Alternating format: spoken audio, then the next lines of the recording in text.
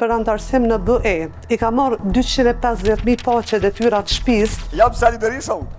O budallaj! $6 milion, me shumë figura kyçe të partisë në paraburgim, me njëna rati, me aferën mbi 100 milionëshe që peshon si dëmë mbi supet e qeverisë së tij, ajo e inceneratorëve. Edi Rama fitoi bindshëm zgjedhjet e 11 majit në Shqipëri, pas 12 vitesh qeverisje dhe pas 3 mandatesh. Sipas projeksionit të deritashëm të nxjerrur prej rezultateve, Partia Socialiste do t'i ketë më shumë se 80 deputet. Pa ndonjë program specifik, vetëm me premtimin për antarësim në Bashkimin Evropian deri në vitin 2030, fitoria e tij është edhe më e madhe se ajo në vitin 2021. E di që nëse Edi Rama e kish një fjalin tem pa ndonjë program, ai kish me shpërthy me krejt arsenalin e vet të ironisë dhe arrogancës për me më thonë kjo puna antarësimit në Bashkimin Evropian shumë e vogël po duket, apo. Në fakt, s'është punë e vogël, rezultati tregon se shqiptarët i besuan Edi Ramës në këtë projekt, me që ja dhanë këtë fitore bindëse. Pse Edi Rama e dha premtimin për antarësim në BE deri në vitin 2030 kaq lehtësisht? Sepse Shqipëria i ka hapur kapitujt për antarësim në BE, i ka marrë 250.000 paqe detyrat shtëpisë dhe ato po me i bo një nga një. Sipas Edi Ramës, këto detyra kanë me u kry para vitit 2030. Ndërkohë, me rezultatin e fitores dërmuese të Ramës, shumë kush ka mbet gojë hapur, sidomos nëse e ke përcjell fushatën zgjedhore në Shqipëri. Fitoria e Ramës, megjithse parashikoi në krejt sondazhet, ajo pritej të ishte e përmosave pak më të vogla. Opozita në Shqipëri është tejet e fragmentarizuar. Shumë kush mundet me thonë, wow, çfarë konstatimi, sepse në Kosovë është bolle fragmentarizuar, një 100 parti politike i kemë, ama në Shqipëri është e copëzuar në kuptimin që prej secilës parti politike kanë derivu nga 2-3 lëvizje a 2-3 koalicione për këto zgjedhje. Si një figurë që secili prej neve e mboj mend qysh kur kena lind, Sali Berisha mund cilësohet si mëkatari i gatshëm që po ja pamundson opozitës në Shqipëri me marrë frymë dhe me kriju frymë kundër Edi Ramës. Jam Sali Berisha unë. O budallaj!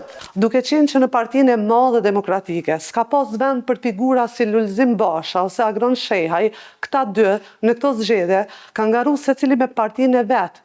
Lulzim Basha me një dështim katastrofal, kurse Agron Shehaj i Partisë Mundësia, megjithse konsiderohet si një prej figurave më interesante në skenën politike të Shqipërisë së fundmi, me një sukses minimal. Çka e ka karakterizuar fushatën e opozitës në Shqipëri që nuk mund t'ja dalë? Demokratët para shumë muajsh kanë bë buj për angazhimin e Kris Lasivitas, i shefit të fushatës elektorale të Donald Trump edhe për zgjedhjet në Shqipëri. Mirë boll, me kohën u zbulua dhe kontrata e nënshkruar me Lasivitën, e cila ka vlerën prej hiç më pak se $6 milion.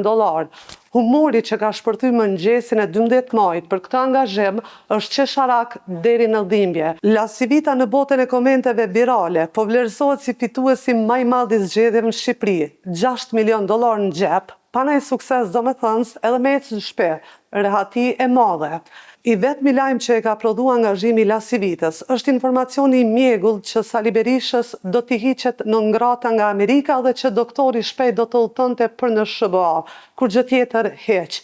Që edhe do elementa rreth zgjedhjeve në Shqipëri shpejt e shpejt. Në pikun e fushatës elektorale, Sali Berisha dhe opozita në përgjithësi është mundu mos me përdor gjuhë të ashpër ndaj Edi Ramës, sidomos kur ky i fundit e konsideron Berishën si bufi i kënetës, një lloj bufi ndër më grabitçar që një historia e botës së hutave dhe kënet si ujë i cili rre dhe prej cilit s'ka kurfar dobije.